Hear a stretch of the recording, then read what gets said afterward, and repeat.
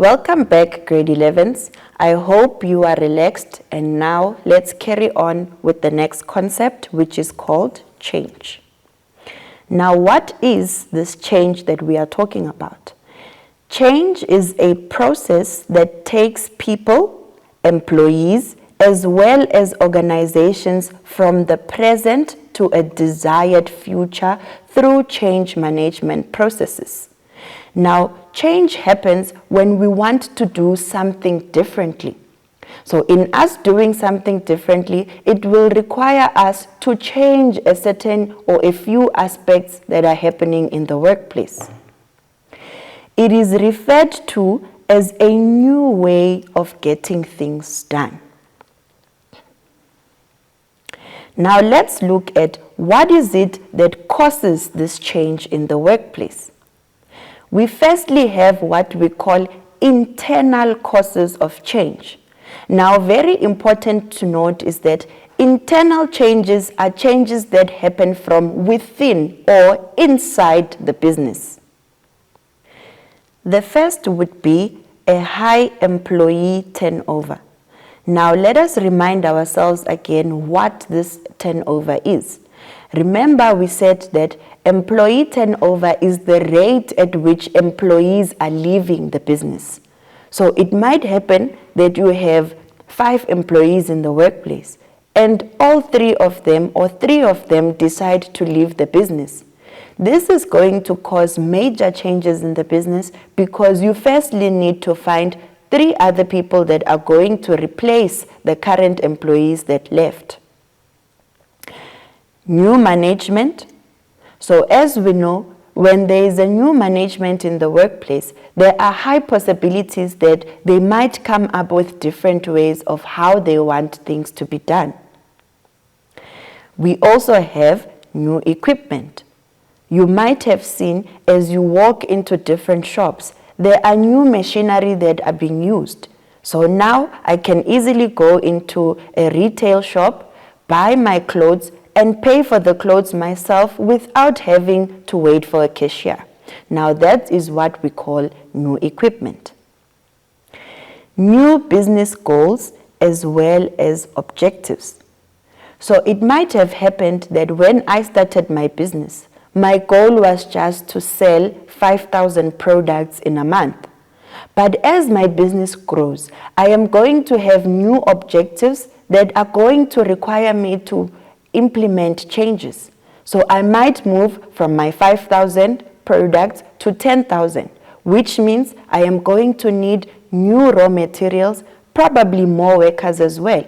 Now this is going to cause major changes in the business. New policies as well as new procedures. So sometimes laws might change. So if we can make an example to say, we are used to working from 8 o'clock until 7 p.m. And then the government implements new policies to say employees are not allowed to work for later than 6 p.m., which means the business needs to then implement change so that workers can knock off earlier than 7 p.m.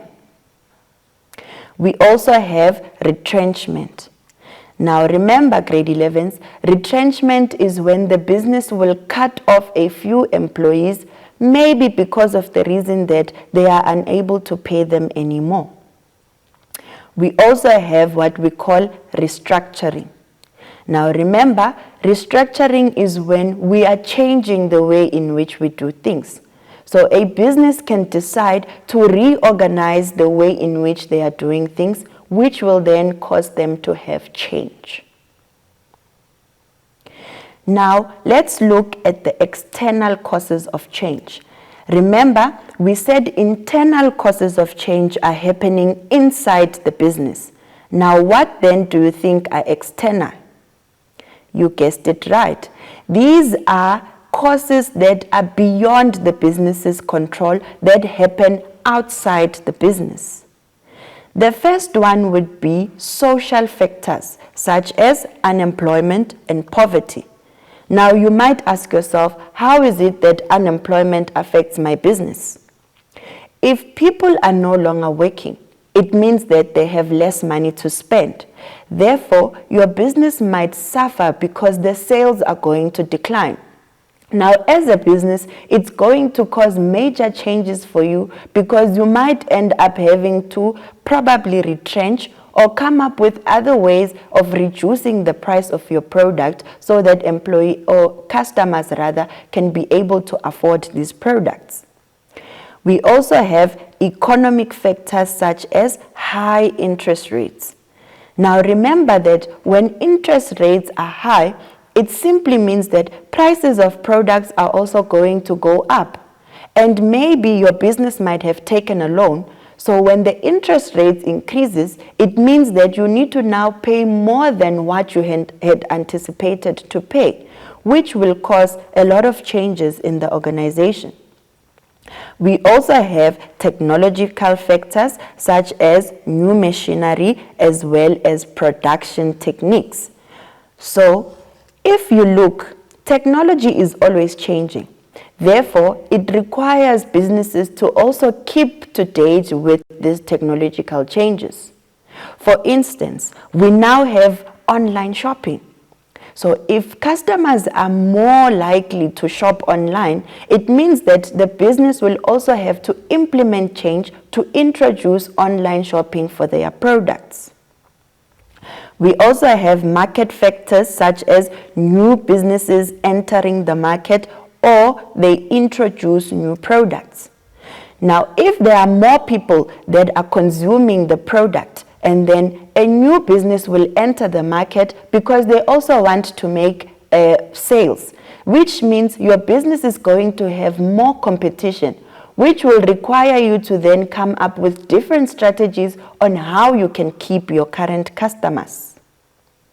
Now, how is it that we can manage change in the workplace?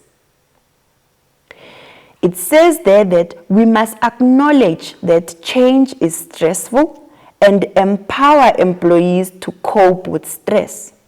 So when we are changing in the organization, we can be stressed. Therefore, we need to find ways in which we can cope with the stress.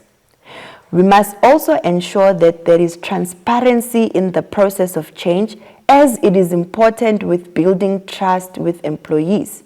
Now, if the business is transparent, it simply means that they are not hiding any information about the change that they are implementing. We also need to ensure that we communicate with employees and keep all decisions and anticipated changes. In simple terms, when we are implementing this change, we must speak to our employees so that they know what exactly is causing the change. We must also involve them in this transformation process, which means that as we are changing, we must also make them aware that they are also responsible in making sure that this change is successful. Now, I'm sure that there is a lot to internalize. Now, this then brings me to the end of my lesson. Now, I will want you to then sit down and think, what is it that causes major changes for you at home?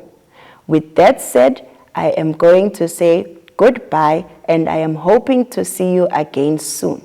Remember to always keep shining bright so that you can be visible wherever you are. Thank you.